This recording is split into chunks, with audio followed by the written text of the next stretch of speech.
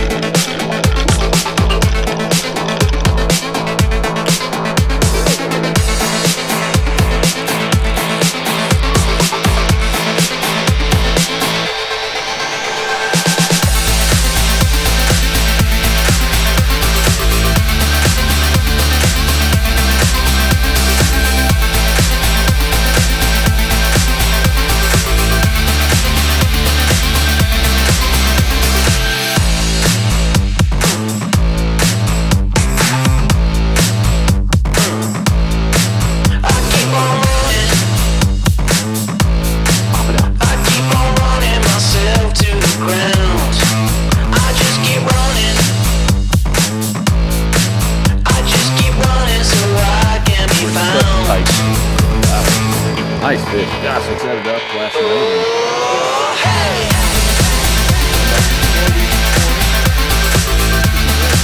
Fish started out pretty competitive, just absolutely nasty weather, but get good. Like I said, 2 bites now.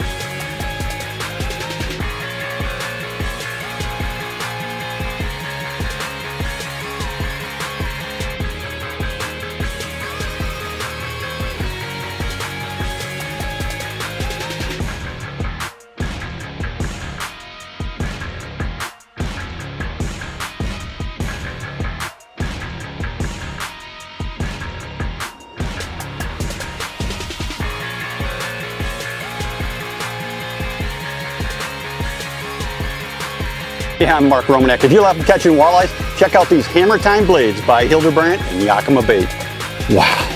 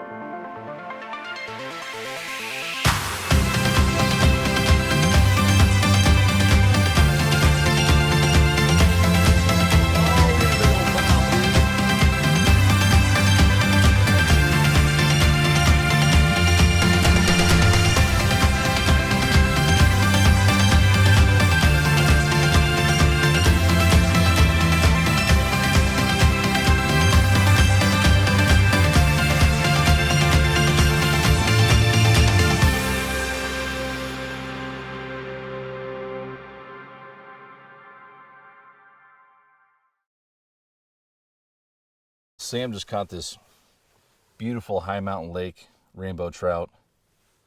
Just a gorgeous fish. And I'm going to take a moment here and talk about the rig that we just caught it on. Simplicity always rules.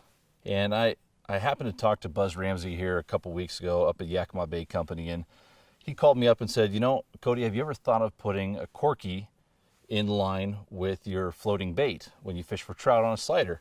When Buzz and I talked through this a bit more, the concept here is that with this size 12 corky and size 12 hook, it will help float it up a little bit higher by using a smaller bait. Now, why is that important? Well, a smaller bait, the fish can eat it better. And with this corky, you can make sure that your gear is floating up off the bottom. The structure that we're fishing out here could be anywhere from the bigger rock like what we're seeing in this location, or compared to earlier in that weed line, having a corky can be very, very helpful to make sure that your gear and your bait is staying above the weeds. If your gear is down in the weeds, you're not fishing. So why wouldn't we put a corky to make sure that it floats it up? Now, what's also cool about these is that now we can run different kinds of bait instead of floating bait and fish it in the same manner, keeping it up off the bottom a little ways. I could put my Procure eggs onto one of these hooks, onto a treble, or onto a size 8 bait holder, or I can also put a piece of night crawler. So it gives us versatility. And Sam just proved that it works. So I'm gonna get this hook back up and cast out there. That cast, I actually kept it a little bit closer to the shoreline, not out there in the 15, 20 feet because it drops off so rapidly here. I brought it in to about 8, 10 foot. And we're running a fairly short leader here, only about 8 inches. So we know that this fish that Sam just got was cruising pretty close to the bottom, right off that break, which is a perfect ambush point.